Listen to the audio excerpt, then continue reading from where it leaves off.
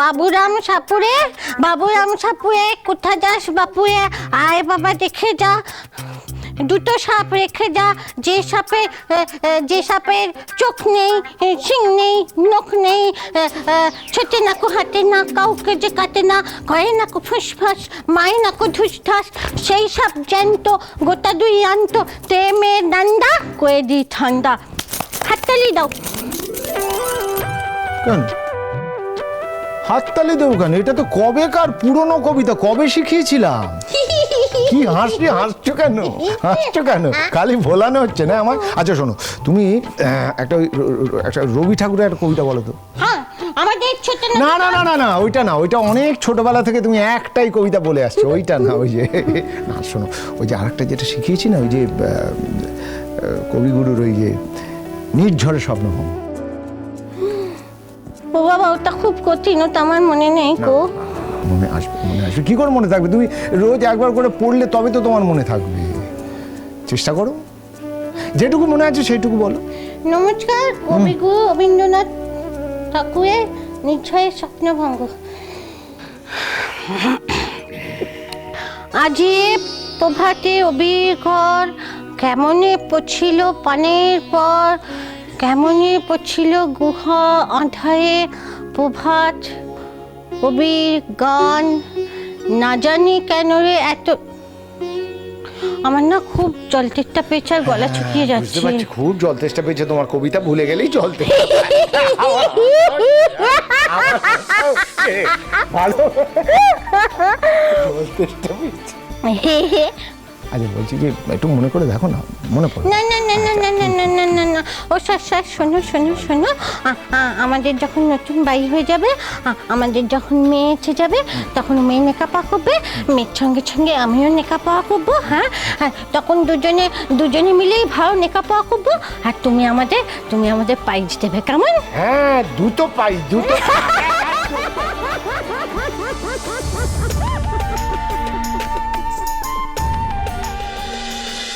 ভালো করে মোছো জলটা। হ্যাঁ, চুপচাপ শুয়ে পড়ো এখন। আরে আমার কিছু হয়নি মিনু, আমি ঠিক আছি গো।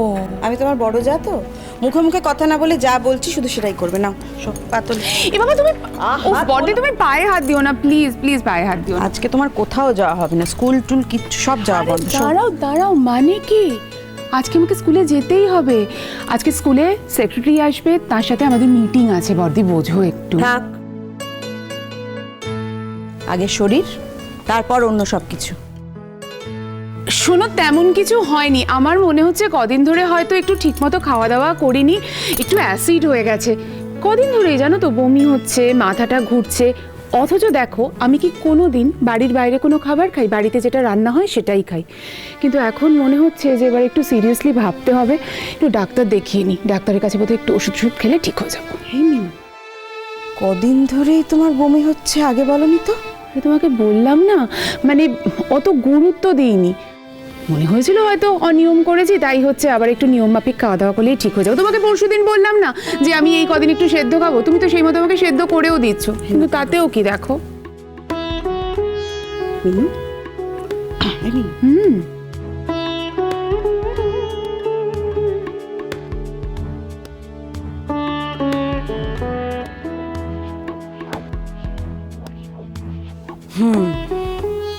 কি বর্দি, আমার কি কোনো কঠিন অসুখ হয়েছে? তোমার তো অত্যন্ত কঠিন অসুখ হয়েছে মিনু। খুব বড় ডাক্তার দেখাতে হবে। দাঁড়াও, আমি ডাক্তার ডাকার ব্যবস্থা করি। বর্দি বলছিলাম, বাড়িতে ডাক্তার ডাকতে হবে না, ছেড়ে দাও।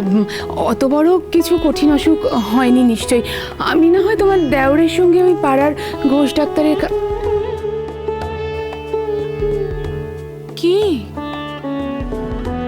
কি আবার দেখছি তোমায়। কি দেখছো? আমার চোখ মুখ কি খুব খারাপ লাগছে? খুব ফ্যাকাশে লাগছে না? না, দেখছি এই যে বিদ্যাবতী সরস্বতী এত লেখাপড়া জানে, আসল ব্যাপারটাই জানে না। আমি কিছু বুঝতে পারছি না বর্দি, তোমার কথা শুনে আমার আরো নার্ভাস লাগছে। নার্ভাস লাগার কি আছে শুনি? আচ্ছা তোমাকে যে বললাম ছোটনকে ফোন করতে, ফোন তো করলে, তা সে এখনো আসছে না কেন শুনি?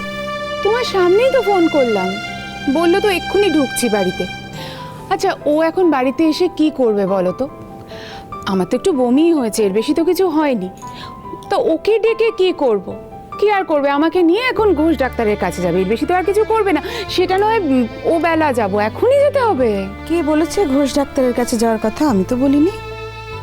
মানে তুমি তো আমাকে বললে, তুমি তো বললে দেওরকে এক্ষুনি ফোন করো, তার বউয়ের এমন শরীর খারাপ, সে কিনা গায়ে হাওয়া লাগিয়ে ঘুরে বেড়াচ্ছে, বউকে যে নিয়ে একটু ডাক্তারের কাছে যেতে হবে, ওষুধ টষুধ খাওয়াতে হবে, সেদিকে তার কোনো খেয়ালই নেই। তুমিই তো আমাকে জোর করে ফোনটা করালে, আর এখন তুমি বলছো ঘোষ ডাক্তারের কাছে যেতে হবে না। শোনো মিনু, আমি তখন বলেছিলাম ঘোষ ডাক্তারের কাছে যাওয়ার কথা, কিন্তু এখন তো আর বলছি না। তোমার কথা আমি কিচ্ছু বুঝতে পারছি না। থাক, আর বুঝে কাজ নেই। আমি তাই ভাবছি, তাই দেখছি, কদিন ধরেই খাওয়া দাওয়ায় খুব অরুচি হয়েছে। ওই তো বললাম না তোমায়, কিছু খেলেই খালি খালি বমি পাচ্ছে আমার। আমার মনে হয় পেটটাই বোধহয় একেবারে গেছে আমার, জানো। সত্যি। আচ্ছা এখনই সিদ্ধ টেদ্ধ না খেয়ে একটু তেঁতুলের আচার খাবে? কি তেঁতুলের আচার খাবো? আমারও তো অ্যাসিড হচ্ছে, বমি হচ্ছে, তুমি বলছো তেঁতুলের আচার খেতে আরো শরীর খারাপ বাড়বে তো বর্দি। কি জানি, হয়তো দেখা গেল তোমার শরীর খারাপ বাড়লো না, তোমার মুখে খাবারের রুচি এলো, আর খাবারের রুচি এলে তুমি আরো খাওয়া দাওয়া করলে। তোর তো এখন আরো বেশি করে খাওয়া দাওয়া করা দরকার রে মিনু। এখন আরো বেশি করে খাওয়া দাওয়া দরকার মানে? আচ্ছা মিনু, তোমার বয়স কত হলো? বয়স কেন বর্দি? না না, যা জিজ্ঞেস করছি তার উত্তর দাও। কত হলো? 30 পার করেছি। ওই বয়সটাই হয়েছে, বুদ্ধি শুদ্ধি কিচ্ছু হয়নি। শোনো, কাল স্কুলে গিয়ে হাতের যা কাজকর্ম আছে সেসব সেরে ফেলে তাড়াতাড়ি ছুটি নেওয়ার ব্যবস্থা করো। কি কি বলতে কতটা? ও আজকে স্কুল যাবে না, বাড়িতে থাকবে না বাইরে চলে যাবে? না না না না বড় বৌদি, ও যদি স্কুল না যায় তাহলে ওই ছাত্রছাত্রীর অভাবে না আমাকেই পড়াতে শুরু করে দেবে। ও আর কি পড়াবে তোমাকে? এখন থেকে তো আমরা ওকে পড়াবো। ছোট ঠাকুরপো, অনেক তো হলো গায়ে হাওয়া লাগিয়ে বেড়ানো, এবার একটু সংসারের দিকে মন দাও, বুঝলে? কি হলো, কানে গেল আমার কথা? আর শোনো, যার 9তেও হয় না তার না 90তেও হবে না, পরিষ্কার কথা। আমি নিজের দায়িত্বই নিজে নিতে পারি না, সবটাই বড় বৌদির কাঁধে চাপানো। সে অন্যের দায়িত্ব নেবে কি করে? সেটাকে আরেকজনের দায়িত্ব নেবে। এই শোনো, অনেক হয়েছে এই সমস্ত ফাঁকিবাজির কথা। না না, এসব আর চলবে না। এখন থেকে সংসারের প্রতি যত্নবান হতে হবে এবং মিনুর দায়িত্ব নিতে হবে। কেন এক কথা বলছো বুঝতে পারছি না। পাড়ায় গিয়েছিলাম একটুখানি আড্ডা টাড্ডা মারবো বলে, একে তো পাড়া থেকে আড্ডা উঠে গেছে। আজকে সব বন্ধুরা একসাথে হয়ে একটু মনের কথা সবে খুলে বসেছি, ঠিক তখনই তোমার ফোন। কেন ফোন করেছিলে? আর এই যে এই সত্যি সত্যি তুমি আজ স্কুলে যাবে না? বর্দি তো যেতে দিচ্ছে না। কি কি স্কুলে যাবে? হ্যাঁ, কি করে যাবে স্কুলে? সকাল থেকে কতবার বমি করেছে সে খবর রাখো? তা তো করবেই। ফুচকা খাও, আর সুন্দর করে ফুচকা খাও, তারপরে ফিশ ফ্রাই অর্ডার দাও, বাড়িতে নিয়ে এসো, সব কিছু খাবে, অন্যকেও শরীর খারাপ করাবে, নিজেরও শরীর খারাপ করবে। লোভী লোভী, প্রচন্ড লোভী তুমি। মোটেই না, সেই কবে বাড়ির সবার জন্য ফিশ ফ্রাই আনতে বলেছিলাম, দেখেছো বর্দি? ঠিক কথা ধরে বসে আছে। আচ্ছা মিনু, ও তো ওরকমই, জানিসই তো, কোনো দিকে কোনো খেয়াল থাকে ওর?